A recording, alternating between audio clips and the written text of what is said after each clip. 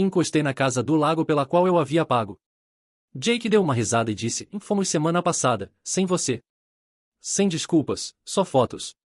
Fiquei em silêncio, mas a polícia bateu na porta deles logo depois. Cheguei à casa do lago bem quando o sol mergulhava por trás das árvores, projetando sombras longas sobre a entrada de cascalho. Minha velha caminhonete parou com um gemido, os pneus rangendo, e fiquei ali por um momento, as mãos ainda no volante, o peito apertado por algo parecido com esperança. 6 meses planejei isso, nossa primeira verdadeira viagem de família em anos. Uma semana no Lakeview Retreat, uma cabana de cedro com uma varanda que dava volta em toda a casa e um pier onde eu nos imaginava rindo juntos. Trabalhei dobrado no depósito, pulei almoços, guardei cada centavo extra para chegar aos $2.800 de entrada. A churrasqueira que eu havia enviado antes já estava ali, intacta ao lado dos degraus, a caixa ainda lacrada. Nada de fumaça, nenhum barulho de carne chiando, nenhuma voz ecoando pelas janelas abertas. Somente silêncio, denso e estranho. Desci, as botas arranhando a terra, e chequei meu celular. A mensagem brilhava na tela. Domingo, 18 horas, Lakeview Retreat. Te vejo lá. Eu a tinha enviado para o grupo da família 3 semanas atrás, e Jake havia respondido. Mal posso esperar, mano. Conferi de novo ontem à noite, o coração acelerando de empolgação tola. Agora, às 18h03, o lugar parecia uma cidade fantasma. Sem carros, sem luzes, apenas o vento balançando os pinheiros. Minha garganta se apertou. Disquei o número de Jake, o toque soou alto no silêncio. Ele atendeu no segundo toque, a voz alegre demais, como se tivesse ensaiado. Ah, cara, fizemos tudo na semana passada. Pensei que você não pudesse vir. Mas temos umas fotos para te mostrar. Fotos? Meu estômago deu um nó, um aperto frio se formando em meu peito. Eu paguei cada tábua daquele pier, cada cama em que eles dormiram. E eles foram sem mim. Semana passada, murmurei, mas ele só riu, leve e despreocupado. Foi incrível. Fica na boa. Depois a gente compensa você. Encerrei a chamada, encarando as janelas escuras, a respiração embaçando o ar de outubro. Eles não esqueceram de mim por acidente. Escolheram isso, e me deixaram sozinho com uma casa vazia. Sentei nos degraus frios da varanda, a madeira áspera incomodando através do jeans, e deixei o silêncio cair sobre mim como um sudário. Minhas mãos repousavam nos joelhos, pesadas, inúteis, enquanto a noite caía, estrelas surgindo uma a uma. Não chorei. Não conseguia. Mas minha mente fervilhava, me puxando para anos que tentei enterrar. O rosto de Jake foi o primeiro a surgir, com seu sorriso torto e charme fácil, o irmão que passei a vida sustentando. Quando éramos crianças, ele furtava doces da vendinha da esquina, era pego, e eu que passava o troco amassado do meu jornal para o caixa. A voz da mamãe no meu ouvido, em ele é frágil. Você é forte. Ajude-o. Eu ajudava. Sempre. No ensino médio, não eram mais doces, era dinheiro de fiança. Ele acumulou $800 em dívidas de pôquer aos 17, me encarando com um lábio estourado quando entreguei minhas economias de empacotador de supermercado. Você é o melhor, mano, ele dizia. Como se isso justificasse. Eu assentia, orgulhoso de ser o porto seguro, mesmo que aquilo me deixasse vazio. Então, no ano passado, o peguei em flagrante, $500 no meu cartão de crédito para um console de videogame caro. Confrontei-o, a voz trêmula, e ele deu de ombros, deu algum erro, mano. Relaxa. Enquanto mamãe minimizava, ele é só impulsivo. Você sabe como ele é. Deixei passar porque discutir era como socar o ar. Família não faz contas, diziam. É o que repetiam. Mas não era só o Jake. Mamãe também se apoiava em mim, a culpa era a moeda que ela cobrava. 2 invernos atrás, ela ligou desesperada. O aquecimento quebrou, e seu pai não quer consertar. Eu mandei $1.200 para uma nova caldeira, fiquei sem pagar meu aluguel naquele mês. Ela não agradeceu, só acrescentou. O Jake está com problemas de novo. Dá para você mandar mais um pouco. Papai era mais calado, mas isso doía mais. Eu chegava com as compras quando a geladeira deles estava vazia, ele resmungava, os olhos na TV como se eu fosse um entregador, não um filho. O pior foi no último dia de ação de graças. Dirigi 3 horas com o peru que eu mesmo assei, as mãos ainda engorduradas do forno. Eles estavam na sala, rindo e bebendo o vinho que eu levará no mês anterior. Fiquei parado na porta, despercebido, ouvindo a voz do Jake. Ele não tem vida, só um contra-cheque com pernas. Mamãe riu, suave e mordaz. Bom, ele serve para alguma coisa. Meu pai deu uma fungada e não contestou. Fiquei ali, a bandeja tremendo nas minhas mãos, o rosto queimando de vergonha. Deixei o peru na cozinha e saí sem dizer nada, o riso deles me seguindo até o carro. Disse a mim mesmo que era só conversa fiada, uma noite ruim. Amar significava suportar, né? Agora, sentado na varanda, essa ilusão se despedaçava. A casa do lago não foi acidente, era um holofote sobre a verdade que eu fugia há anos. Eu construí o mundo deles tijolo por tijolo, o aluguel de Jake quando foi despejado, o conserto do carro de mamãe, o equipamento de pesca do papai que ele esqueceu de me pagar. Eu achava que era meu dever, minha prova de pertencimento. Mas pertencer era via de mão única. Eles tomavam, eu dava, e na hora de sentar à mesa que preparei, me deixaram de fora. Engoli em seco, a madeira fria contra as minhas pernas, e o silêncio me cobriu como um véu. Minha respiração pesava, não de tristeza, mas de algo mais forte, mais agudo. Eu tinha sido a âncora, o caixa eletrônico, o bobo da corte deles. E eles me deixaram ali, sozinho, com nada além de uma mensagem e promessas de fotos, como se eu fosse um parente distante a quem oferecer migalhas. Pressionei as palmas contra os olhos, a dor me ancorando na realidade. Não era a primeira vez que me deixavam de lado, mas era a primeira vez que eu enxergava claramente. Eles não me esqueceram por acaso. Eles escolheram isso todas as vezes. Deixei cair as mãos e me levantei, o frio se infiltrando nos ossos. O lago se estendia escuro e quieto além das árvores, refletindo um céu que eu não podia tocar. Pensei em todos os anos provando o meu valor, entregando pedaços de mim, dinheiro, tempo, orgulho, até sobrar quase nada. Mas o amor não deveria te deixar sangrando. Voltei até a caminhonete, as chaves frias nos meus dedos. Eles tiveram a semana deles, a pesca, as risadas. Amanhã, eu teria a minha. Não vingança, ainda não, mas um acerto de contas. Eu não seria mais a sombra deles. Cansei de construir casas nas quais jamais me deixaram morar. Fui embora da casa do lago naquela noite, a cabana vazia minguando no espelho retrovisor, sua silhueta sombria engolida pelos pinheiros. A estrada se estendeu à minha frente, uma faixa cinza sob um céu sem lua, e apertei o volante até os nós dos dedos doerem. A raiva fervilhava em meu estômago, não gritante, mas constante, como uma brasa que não esfria. Meu telefone vibrou no banco do carona, o nome de Jake na tela. Deixei tocar até cair na caixa postal, depois abri a mensagem dele. Mano, relaxa. A gente te manda uns peixes. Foi uma semana épica. Peixe. Como se eu fosse um vira-lata a quem jogam um osso. Não respondi. As palavras se repetiam na minha mente. Semana épica.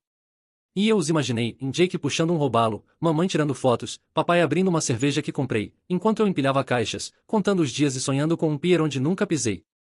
De volta ao meu apartamento, larguei as chaves no balcão e afundei no sofá, as molas rangendo em protesto. O silêncio me sufocava, mas eu não conseguia dormir com aquela raiva aumentando aos poucos. Peguei o laptop por hábito, mais do que intenção, e abri o aplicativo do banco para verificar meu saldo. Foi então que notei uma cobrança de $1.200 postada no dia anterior, da Lakevia ao Boat Rentals. Meu coração travou. Eu não havia alugado barco algum. Estava trabalhando quando a transação ocorreu. A data batia com a semana da viagem deles. E lá estava, autorizado por um cartão no meu nome, o mesmo número que Jake conhecia do erro do ano passado. Ele não apenas me excluiu, mas roubou de novo. E dessa vez não era por acaso. Bati a tampa do laptop, meu pulso latejando nos ouvidos. Visualizei o sorriso descarado dele, o jeito de ombros erguidos, o modo como me enganava fazia anos enquanto eu ficava com prejuízo. Peguei o telefone e liguei para a mamãe, a voz tensa como um fio esticado. Onde está o Jake? Ela fez uma pausa, depois suspirou naquele tom já conhecido, que tentava apaziguar. Ah, filho, ele está em casa. O que houve? Fui direto ao ponto. Ele usou meu cartão para alugar um barco. $1.200 na semana passada. Outra pausa, mais longa. Ele não fez por mal. Você sabe como ele é. Ele só queria tornar a viagem especial para a gente. Especial? Aquilo soou como um tapa. Especial para quem? Retruquei. Eu nem estava lá. Ela recomeçou, e ele achou, mas interrompi. Ele achou que eu pagaria como sempre. Desliguei antes que ela pudesse amenizar mais a situação. Minha mão tremia ao colocar o telefone de lado. Andei de um lado para o outro, o carpete barato roçando sob minhas botas. Não era só o dinheiro. $1.200 eram metade do meu aluguel, um rombo que eu sentiria por meses. Era a intenção. Ele planejou, digitou meus números naquela máquina, sabendo que eu não saberia, rindo com eles no barco que eu jamais veria. E mamãe a defendendo como se não fosse nada, como se eu estivesse exagerando. Parei perto da janela, olhando as luzes da rua piscarem, e algo se partiu dentro de mim, de forma definitiva. Não era um deslize ou mal-entendido. Eles pegaram minha confiança, meu trabalho, meu lugar na família e transformaram em playground. Fui o tolo por tempo demais, mas não mais. Sentei de novo, mais lento dessa vez, e peguei o telefone. Sem ligar para eles, apenas pensando. Meu polegar pairou sobre a mensagem de Jake, aquela oferta estúpida de peixe, e eu a apaguei. Depois abri o app do banco, fiz a captura de tela da cobrança e salvei. Provas. Minha cabeça dava voltas, ligando os pontos, na casa do lago, o barco, anos de ajuda nunca retribuída. Eles me usavam, e eu não via ou não queria ver. Amanhã, eu pararia de encenar o papel que eles me deram. De confiável, invisível, dispensável. Eles tiveram a diversão deles, me largaram com a conta e acharam que eu engoliria como sempre. Mas dessa vez, eu não cederia. Ia quebrar alguma coisa em a ilusão deles, o domínio deles, o jogo deles. Recostei no sofá, que rangeu novamente, encarando o teto. A raiva não estava mais barulhenta. Era fria, calculada, como uma lâmina que eu passaria a noite afiando. Eles achavam que podiam me manter no escuro, mas eu vinha observando tempo demais. Amanhã eu sairia das sombras e faria com que me vissem, não como banco, não como sombra, mas como aquele que foi levado ao limite. E isso não terminou. Estava apenas começando. No dia seguinte, cheguei à casa da mamãe e do papai no fim da tarde, o motor do carro estalando enquanto esfriava, uma pasta gorda debaixo do braço. A casa brilhava ao anoitecer pelas janelas, uma ilusão de lar ao qual nunca pertenci de verdade. Eu não dormira, passará a noite imprimindo extratos bancários, recibos, todo e qualquer rastro do que paguei para eles. Minhas botas ecoaram pelo alpendre, mas não bati, só entrei. Eles estavam na sala, em Jake esparramado no sofá, mexendo no celular, mamãe arrumando uma bandeja de biscoitos, papai curvado na poltrona, o jogo de beisebol passando na TV. Eles me olharam assustados e não esperei cumprimentos. Soltei a pasta na mesinha de centro com um baque. Isso é o que paguei a vocês. Jake fez um sorriso presunçoso, sem nem se levantar. O que é isso? Seu diário? E ignorei. Abri a pasta e as folhas se espalharam em $2.800 pela casa do lago, 1.200 pelo aluguel do barco, 800 pela velha dívida de jogo, 1.200 para a caldeira da mamãe. A casa do lago que vocês aproveitaram sem mim. A apontei. O barco que vocês alugaram no meu cartão. Anos de ajuda que nunca me reembolsaram. Chega. Mamãe parou de mexer na bandeja, a boca entreaberta. Filho, somos família. Por que transformar isso em algo tão feio? Jake bufou. Que dramático, cara. Não é como se a gente tivesse botado uma arma na sua cabeça. Encarei-o de volta. Não, vocês só pegaram o que eu oferecia e riram pelas minhas costas. Papai desligou o som da TV, a expressão fechada. Que história é essa de barco? Joguei o print da tela na mesa. $1.200. Lá que via o Boat Rentals. Autorizado semana passada. O Jake usou meu cartão de novo enquanto vocês pescavam. O sorriso do Jake vacilou por um segundo, depois ele ergueu os ombros. Era pra família. Você teria feito de qualquer jeito. Inclinei-me, a voz baixa. Relatei como fraude hoje de manhã. A polícia vai investigar. O clima congelou. O celular de Jake escorregou da almofada. A bandeja de mamãe caiu no chão. Papai se levantou, o rosto ficando vermelho. Você vai se voltar contra o próprio irmão por causa disso? Ele se voltou contra mim primeiro. Roubar de mim, planejar isso e me deixar de fora. Vocês todos deixaram. Mamãe avançou, as mãos tremendo. Não quer conversar? Balancei a cabeça.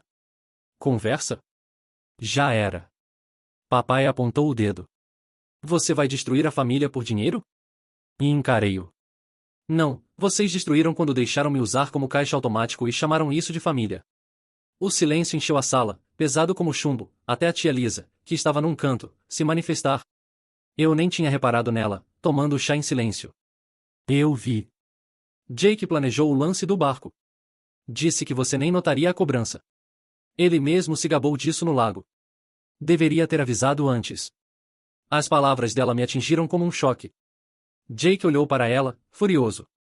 Que diabos, Lisa? Ela não recuou. É verdade. Eles brincaram que você pagaria, como sempre. Mamãe olhava de Lisa para mim, os olhos arregalados. Papai afundou na poltrona, abatido. Jake tentou se explicar. Ela está mentindo. Eu não fiz. Mas eu cortei. Chega. Não é ela quem está no extrato do banco. Recuei, cruzando os braços. Vocês achavam que eu engoliria de novo. E erraram feio. Mamãe estendeu a mão para mim, suplicante.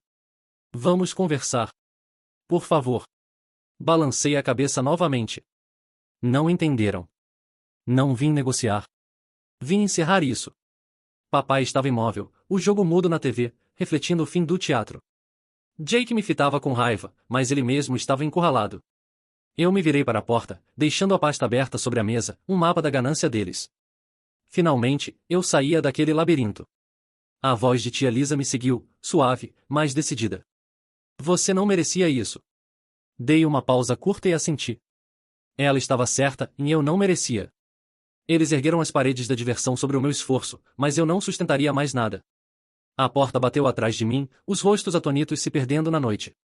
Eu tinha acendido o pavio. Agora observaria queimar. Na manhã seguinte, o telefone tocou às 7h32, um número local desconhecido. Eu atendi, ainda grogue por uma noite mal dormida. Aqui é o oficial Daniels, disse uma voz calma. Seguimos a denúncia de fraude no valor de $1.200 da Lakevia Boat Rentals. Temos mensagens do seu irmão para um amigo e use o cartão dele. Ele é um otário. Vamos à casa dos seus pais hoje para depoimentos. Sentei na cama, sentindo o peso disso tudo. Eu preciso estar lá? Perguntei. Não, senhor, respondeu. Você já nos deu o suficiente. Nós cuidamos disso. Agradeci e desliguei, o silêncio no meu apartamento parecendo diferente, menos sufocante, mais protetor. Eles iam enfrentar as consequências, e dessa vez eu não estaria lá para juntar os cacos. Eu tomava meu café quando chegou mais uma pancada. Recebi um e-mail de um aplicativo de penhor com o qual eu havia registrado o meu velho violão, um acústico surrado que o vovô me deixou. Achei que tinha perdido meses atrás, supus que tinha sumido na mudança. E lá estava o anúncio, em Martin Vintage, $300. Vendido 2 semanas antes da viagem ao lago. Meu estômago se revirou. A última vez que o vi foi na garagem da mamãe, quando Jake me ajudava a guardar algumas coisas. Liguei para a loja, tentando parecer calmo. O atendente confirmou. Um tal de Jake trouxe, disse que era dele. Agradeci, desliguei e fiquei parado ali, a xícara queimando minhas mãos. Ele empenhou o violão. Meu único elo com o vovô, o homem que me ensinou acordes naquele braço antes de eles curtirem a viagem no meu bolso. Mamãe devia saber. Lembrei que ela escapou de falar sobre isso quando perguntei. O celular acendeu de novo. Mamãe. Deixei cair na caixa postal, depois ouvi a mensagem. A voz dela tremia. A polícia veio aqui me perguntando sobre as mensagens do Jake. Como pôde fazer isso com a gente? Ele está arrasado. Nenhum pedido de desculpas. Nenhuma vergonha. Só a acusação. Jake também mandou mensagens. Você está me arruinando, mano. Posso perder tudo. Não respondi. Minutos depois, meu pai, acabe com isso. Você está matando sua mãe. Joguei o celular para o lado, as palavras deles batendo em mim como chuva em vidro. Não suplicavam meu perdão, só meu controle, e eu não devolveria. À tarde, fui ao banco, preenchi uma declaração de fraude pela cobrança do barco e congelei minhas contas. A atendente, com olhos gentis, perguntou se eu estava bem. Estou chegando lá, respondi, e era verdade. Em casa, procurei mensagens antigas. Achei uma de Jake antes da viagem, preciso de grana. Tem como emprestar algo? Eu disse não. Mesmo assim, ele levou o violão, o barco. Não era impulso, mas um padrão.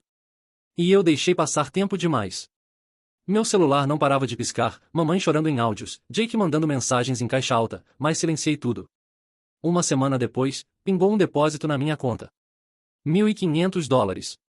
Sem recado, da conta conjunta da mamãe e do papai. Dinheiro de culpa. Não era um pedido de desculpas.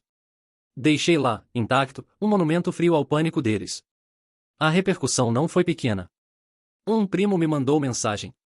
A polícia apareceu às 8 horas, e o Jake tentou fugir pelos fundos. Idiota. Quase sorri, imaginando em desespero, mamãe torcendo as mãos, papai berrando, vermelho de raiva. O primo emendou. Estão dizendo que você exagerou. Mas a tia Lisa contou para todo mundo do golpe do barco. O pessoal agora está puto com ele. A atitude da tia Lisa rachou a fachada deles. Ótimo. A máscara do Jake caiu, e não dava mais para me pintar como vilão. Senti a mudança, sutil, mas real. Eles não estavam arrependidos, só acuados. Por anos, eu fui o tapa-buraco para que eles não quebrassem. Agora, quem estava de pé era eu. Fiquei encostado na pia da cozinha, o café esfriando, observando a rua. A vida corria lá fora. Crianças de bicicleta, um cachorro latindo, nada a ver com eles. Eles pegaram meu dinheiro, minha confiança, minhas lembranças, e me deixaram com migalhas que achavam que eu aceitaria. Mas não aceitaria. A polícia, o depósito, as palavras da Lisa, não era exatamente justiça, mas era poder. Finalmente, meu. Soltei um longo suspiro, a brasa dentro de mim esfriando até virar algo mais firme. Eles aprenderiam o que é me perder. Não só meu dinheiro, mas a mim. E eu ia me certificar de que sentissem isso. 3 semanas depois, coloquei a última caixa na caminhonete e me mudei para uma cidade pequena no Oregon, 800 quilômetros longe das vozes deles. Meu novo lar era um aluguel simples, a varanda meio torta, cercado por pinheiros. O aluguel era metade do valor antigo. Não havia ecos de chantagem. Comprei um violão baratinho num brechó, as cordas trastejando, mas vivas, e toquei sob um céu salpicado de estrelas. Ninguém ligou. Nem quando chegou o inverno, nem quando a caminhonete do pai quebrou. Fiquei sabendo por um post de um vizinho. A tia Lisa me mandou $200, minha parte da casa do lago. Você merecia coisa melhor. Não depositei. Prendi o cheque na parede, um lembrete silencioso da única pessoa que me enxergou. Jake escapou da prisão, mas os cochichos da família esfriaram. Ele perdeu a confiança deles, não só a minha. Agora, caminho com meu cachorro, o Rusty, por estradas de terra, faço tile para um, durmo sem o celular na cabeceira. O silêncio não é mais pesado. Ele é meu. Eles achavam que eu recuaria, que voltaria para arrumar as bagunças deles. Mas estou construindo algo novo, uma vida em que não sou uma nota de rodapé. Foi o que aprendi depois do estrago. Família não é dívida de nascença. É um laço que se escolhe. Conquistado com respeito, não obrigação. Eles me viam como ferramenta, poço sem fundo, e por anos fui me doando para provar meu valor. Mas amor de verdade não exige até o seu último fio. Ele também te ampara.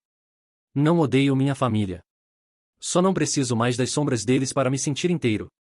Aquele silêncio, antes uma ferida, agora é minha herança. Você não precisa se agarrar a um sangue que te faz sangrar. Pode soltar, se curar e achar seu próprio caminho. Foi o que fiz.